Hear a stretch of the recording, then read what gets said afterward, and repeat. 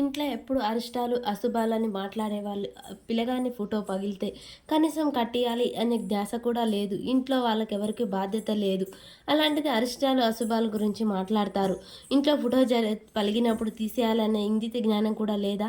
అయినా మీ అందరిని కాదు, నన్ను నేను అనుకోవాలి. కన్న తల్లిని, నాకు కూడా నా కొడుకు ఫోటో పలిగితే ఇది మార్పించాలి అనే జ్ఞాపకమే లేకుండా అయిపోయింది. నా బిడ్డ మీద నాకే ఇలా జరిగిందేంటి అని చెప్పేసి చెంచలం ఏడుస్తూ ఉంటుంది. ఇక చంటి అది చూసి, అది కాదమ్మగారు, మీరేదో పనిలో పడి మర్చిపోయారు. పర్వాలేదు, నేను తీశాను కదా చంటి.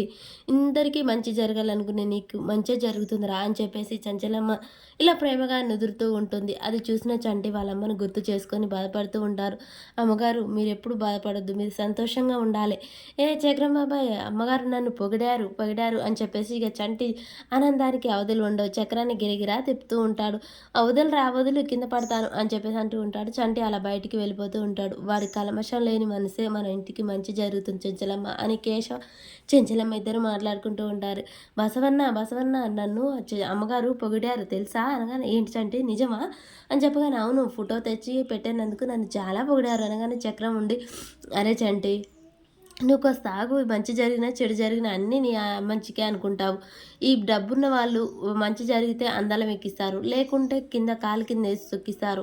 ఏదేమైనా మనం పని వాళ్ళని రా, మన జాగ్రత్తలో మనం ఉండాలి, వాళ్ళు చెప్పిన పని మాత్రమే చేయాలి, అన్నిసార్లు మంచి జరగదు అనగానే, మీ అందరికి కుళ్ళు బాబాయ్ కుళ్ళు, అమ్మగారు నన్ను పొగిడారని కుళ్ళు అని చెప్పేసి చంటి అక్కడి నుంచి వెళ్ళిపోతూ ఉంటాడు. వీడో ఎర్రిబాగులోడు, ఏది జరిగినా వీనికి మంచి జరుగుతుంది అని ఆశిస్తాడు అని చెప్పేసి ఇక చంటి అలా అలిగి వెళ్ళిపోతాడు.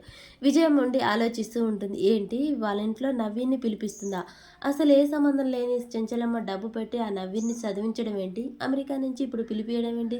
ఏదో శుభకార్యం కూడా చేస్తుందట. అసలు ఏమేం జరుగుతుంది అనగానే, చెంచలమ్మ డబ్బు పరపతి తన హోదా చూసుకునే చెంచలమ్మ ఇలా శుభకార్యం జరిపించి నవీన్ని పిలిపించడం ఏంటి? నాకంతా ఆశ్చర్యంగా విడ్డూరంగా ఉంది. ఆ సింధూర గురించి ఏమన్నా చందురకు నవీన్కి పెళ్లి చేయాలనుకుంటుందేమో అని చెప్పేసి విజయమ్మ భర్త అంటుంటారు. అలా జరిగితే మంచిదే, ఆ విషయానికి నేను సంతోషిస్తాను. కానీ ఏ స్వార్థం లేకుండా చంచలమ్మ ఈ పని చేస్తుందంటే నేను అస్సలు ఊహించలేను.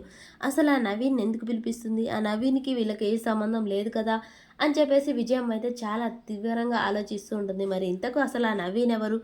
నవీన్ని చెంచలమ్మ ఎందుకు గడు పిలిపిస్తుంది?